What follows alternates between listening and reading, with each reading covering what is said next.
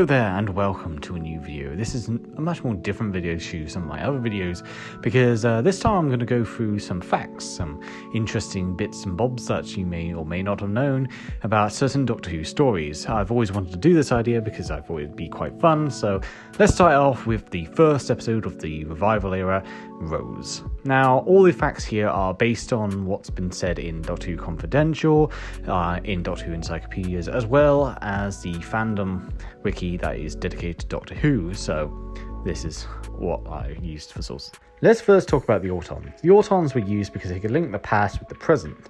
The Autons were a classic era enemy that could be used because they were recognisable, but not too recognisable, if that made sense.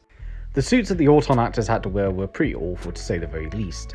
They could barely see out of it, and on many occasions they couldn't even breathe. For example, the Auton actors actually had to have breathing tubes inserted into the mouthpieces in order to breathe. There were even some cases in which the Auton actors had to sit in rooms with fans because the suits got very warm. Many of the suits, in fact, had no back to them, so you'd only see the Autons from the front on most occasions.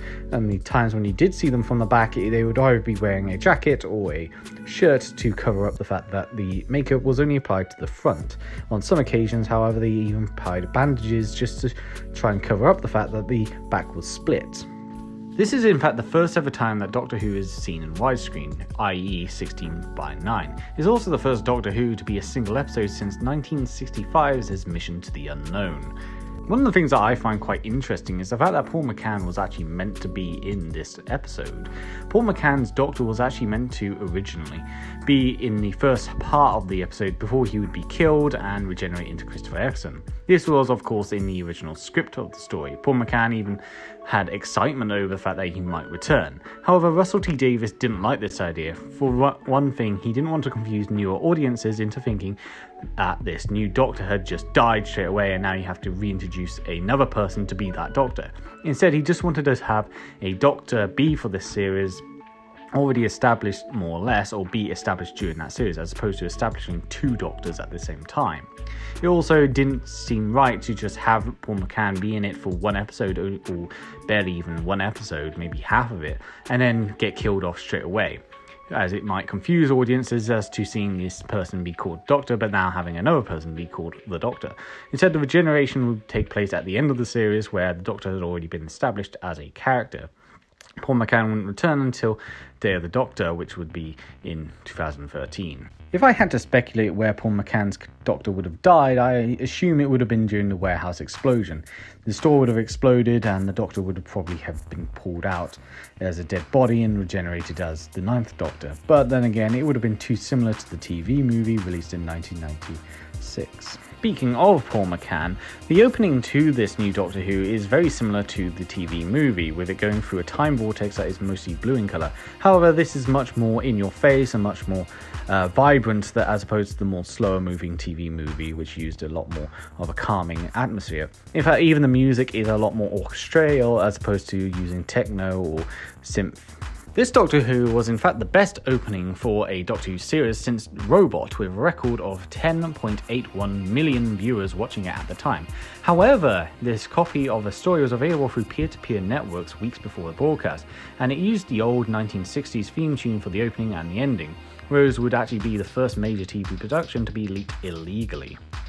The only classic era Doctor Who production staff to remain for this revival era was Mike Tucker, who was a visual effects artist from 1985 to 89, and was the only person to work on this episode in particular.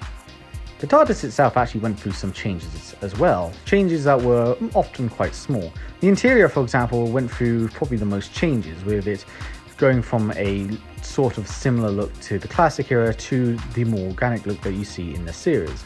The organic look was chosen because it made the TARDIS look more alive and more active.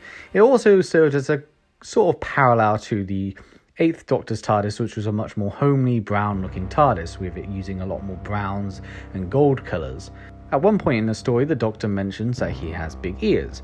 The ears would be later reused in Day of the Doctor in the 50th anniversary when John Hurt comments that he doesn't want his ears to be too pointy. During this scene, the Doctor was actually initially meant to stick his head through the cat flap. However, Christopher Eccleston's head was too big for the cat flap. As a result, he simply just shows his face. The scene itself, where the arm attacks Rose and the Doctor, was actually meant to be longer, but was cut due to time constraints.